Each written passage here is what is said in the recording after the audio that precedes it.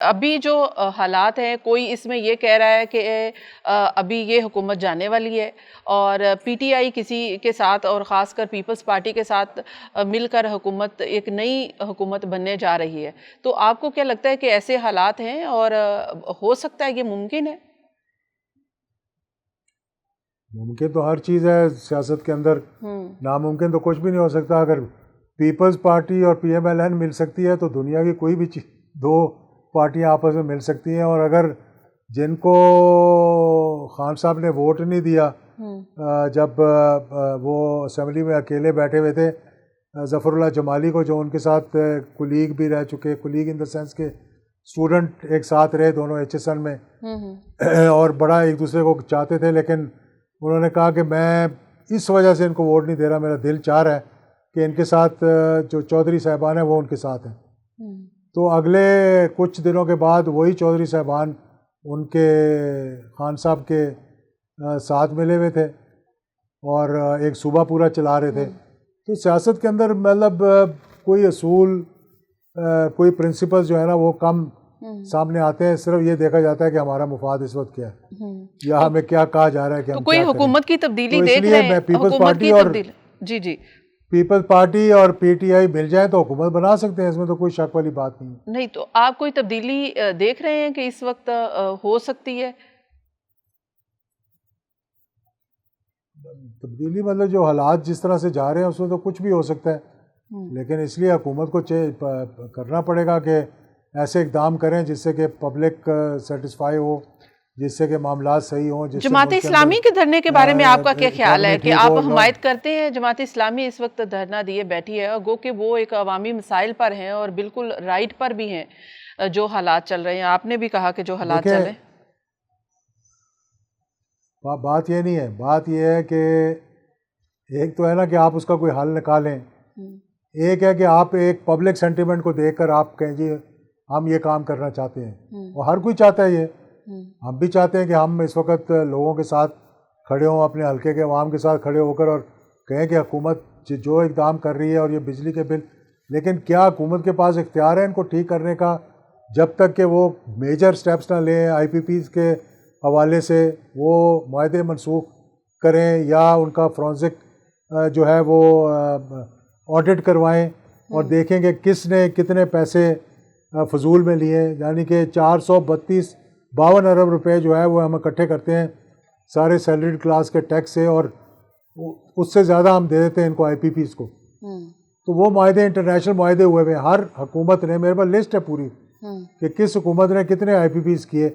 ہر حکومت نے وہ آئی پی پیز اپنے مفاد کے لیے کیے، ملک کے مفاد کے لیے نہیں کیے. تو کیا کول کے پروجیکٹ اٹھا کے تو سائی وال میں لگا دیا، جب دنیا میں کہیں ایسا نہیں ہوتا کہ آپ کا پورٹ کہاں ہے اور آپ اس سے 1500 کلومیٹر دور جو ہے وہ پلانٹ لگا رہے ہیں جہاں پہ آپ کو کول لے کر آنا پڑے. تو بہت سی غلطیاں ہر حکومت نے کی ہیں، اب اس کا ازالہ کرنا پڑے گا کسی نہ کسی طریقے سے. تو یہ آئی پی پیز کے ساتھ جو معاہدے ہیں، کیا پھر یہ انٹرنیشنل کورٹس میں حکومت کو لے کے جانا چاہیے یا پھر یہ معاہدے ختم ہو سکتے ہیں ایک نئے ایگریمنٹ کی صورت میں؟ نہیں کہ ایسے تو مجھے بظاہراً تو نظر نہیں آتا، کیونکہ سارے انٹرنیشنل معاہدے ہیں. انٹرنیشنل معاہدوں کو آپ کیسے کریں گے؟ لیکن ان کے ساتھ بیٹھ کر آپ گفتگو کر کے ان کو سمجھا سکتے ہیں، ان کو فرانزک آڈٹ کروائیں، ان کو کہیں آپ نے اتنے اربوں روپے بغیر بجلی پروڈیوس کیے. یعنی دیکھیں نا آپ کی ٹوٹل ڈیمانڈ جو ہے وہ لیٹ سے کہ 25,000 میگا واٹ ہے، ٹھیک ہے نا، آپ نے لگا دیے 40,000 میگا واٹ.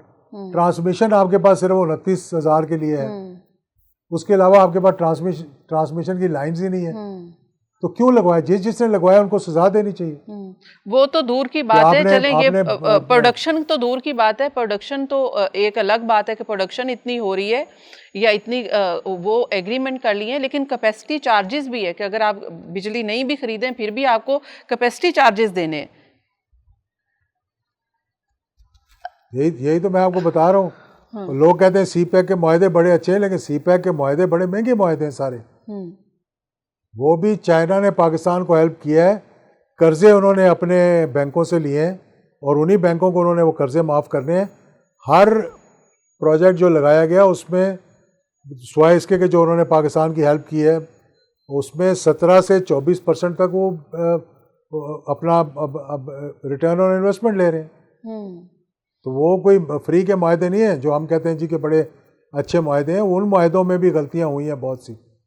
تو یہ پاور پلانٹ لگائے گئے کول کے اور دیگر جو بغیر دیکھے سوچے سمجھے کہ ہم کیوں کول کے لگا رہے ہیں, ہم ہائیڈل کو کیوں نہیں ڈیولپ کر رہے, ہم پانی سے کیوں نہیں بجلی بنا رہے جو سب سے سستی ہے, ہم کیوں تھرمل سے بنا رہے ہیں, کیوں کیپیسٹی پیمنٹ دے رہے ہیں, جبکہ ہم کالا باغ ڈیم چلو تو نہیں کر سکے, بدقسمتی ہماری, وہ اس میں ہر کسی کا قصور بھی ہوگا, لیکن بادشاہ ڈیم ہو گیا اور 700 پروجیکٹ ایسے لگ سکتے ہیں. نیلم جیلم ہو گیا, وہ نیلم جیلم جب تیار ہو گیا تو بعد میں سوچا جی ٹرانسمیشن تو ہے ہی نہیں, پھر $300 ملین لگایا ٹرانسمیشن لائنز بچھانے کے لیے. تو یہ ایسے معاملات کیے گئے اور ان میں ہر کسی میں یہ دیکھا گیا کہ ذاتی طور پر ہمیں کتنی کمیشن ملے گی, کتنا مفاد ہوگا, کتنا فائدہ ہوگا. تو پھر تو یہ تو ظاہر ہے کہ ایسے اور ملک کا جو ہے وہ ایسے لوگوں کے تو ملک کی گریبان کو ایسی پکڑنا تیسی پھر چاہیے. گئی, عوام کی ایسی تیسی پھر گئی. لازمی بات ہے, میں تو کہہ رہا ہوں ان کو سزا دینی چاہیے. یہ کوئی ان کا قصور نہیں ہے جنہوں نے پلانٹ لگائے, یہ ان کا قصور ہے جنہوں نے اجازت دی, کیونکہ ان کو زیادہ معلوم تھا کہ ہمیں ضرورت ہے کہ نہیں ضرورت. یہ تو ہر دور میں ہی ہوئے ہیں, پی ایم ایل این کے دور میں ہوئے ہیں, پیپلز پارٹی کے دور میں ہوئے ہیں, پی ٹی آئی کے دور میں ہوئے ہیں. پوری لسٹ ہے میرے پاس. ہاں جنرل مشرف کے دور میں ہوا ہے, جنرل باجوہ کے دور میں ہوا ہے, اپنا مارشل لاز کے دوران ہوا ہے. 94 سے یہ معاملہ شروع کیا ہے پیپلز پارٹی نے. جی ٹھیک ہے. اچھا یہ اس کے بعد وہ انہی کی حکومت آئی تو رینٹل کے پلانٹ لے آئے, اور رینٹل کے پلانٹس اتنے تھے کہ ایڈوانس پیسے لے کر اور پھر ان کو واپس جانا پڑا. تو ترکی کا شکریہ ادا کرنا چاہیے کہ ہمیں پتہ نہیں کتنے $100 ملین کے جو ہم پہ وہ دینے پڑنے تھے تو انہوں نے معاف کیا ہمارے.